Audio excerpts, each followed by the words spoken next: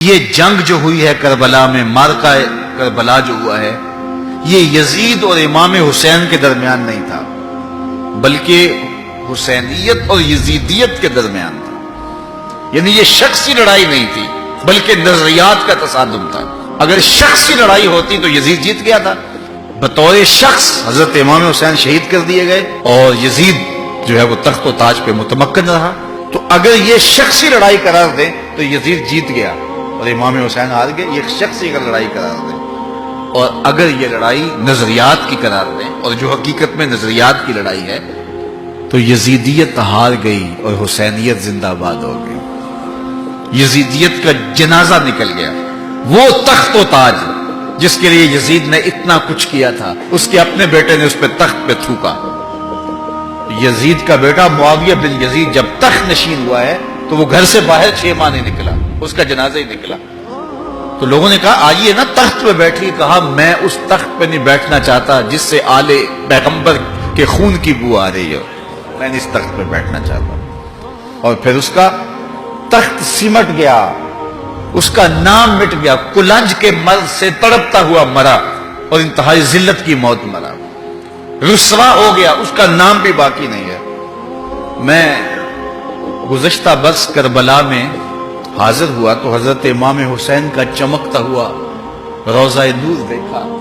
وہ لمحے بڑے دردناک تھے جب ہم کربلا میں پہنچے اور رات کا موقع تھا، تو ہمارے ڈرائیور نے کہا کہ یہ نہر فرات ہے، وہ نہر فرات جو چمکتی رہی اور جس کی لہریں اچھلتی رہیں، اور کربلا کا یہ مقدس قافلہ پیاسا رہا۔ تو عجیب قلب کے اندر کیفیات کا ایک جہان تھا۔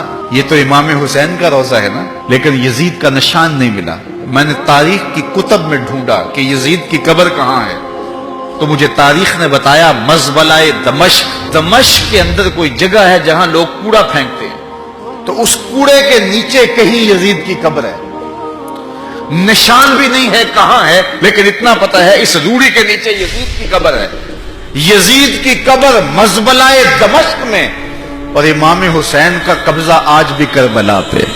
تو یزید کا نام مٹ گیا، اس کا تشخص مٹ گیا، امام حسین کا نام بھی باقی، آپ کا ذکر کی باقی، اور آپ کے تذکروں کی خوشبو بھی باقی۔ تو یہ شخصی لڑائی نہیں تھی۔ میں نے اس دن عرض کیا تھا کہ طلحہ بن عدی بن حاتم نے 30,000 لوگ پشت پہ کھڑے ہونے کی بات کی تھی، لیکن امام نے اس پیشکش کو ٹھکرا دیا تھا، اس لیے کہ آپ حق اور باطل کی راہیں اجالنا چاہتے تھے، اور وہ انہوں نے اجال لی۔ حضرت امام حسین کی شہادت کے بعد بھی یہ جنگیں جاری رہیں۔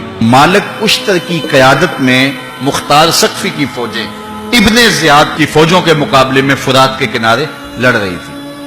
اللہ تعالیٰ نے فتح دے دی، ابن زیاد نے گھوڑے کو ایڑ لگائی اور میدان چھوڑ کے بھاگ گیا، باقی جو بھی قابو آتا اس کو پکڑ کے قتل کر دیا جاتا۔ خیر یہ لوگوں کی پہنچ سے بہت دور نکل گیا، لیکن اس کا جی گھبرا رہا تھا، پیاس کی شدت تھی، گھوڑا بھی ہانپ رہا تھا۔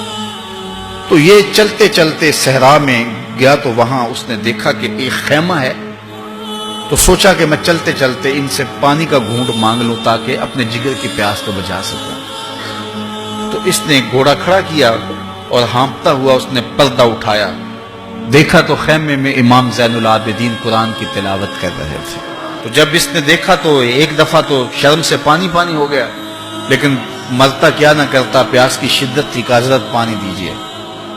امام زین العابدین نے دیکھا اور پھر گھڑے سے کٹورا بھرا اور اس کے ہاتھ میں تھمایا، سمجھا کہ حضرت نے مجھے پہچانا نہیں، پانی پی لیا، شدت کی پیاس تھی، پھر مانگا، آپ نے پھر دیا، تیسری مرتبہ پھر مانگا، آپ نے پھر دیا۔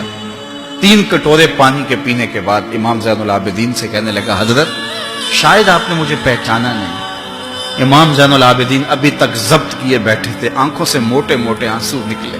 کہا بدبخت تجھے نہیں جانتا جس نے میرا خاندان اجاڑ دیا، 6 ماہ کے بچے بھی نہ چھوڑے، جس نے مخدرات کو اونٹوں پہ بٹھایا، کیا تجھے نہیں جانتا جس نے خاندان نبوت اجاڑ دیا؟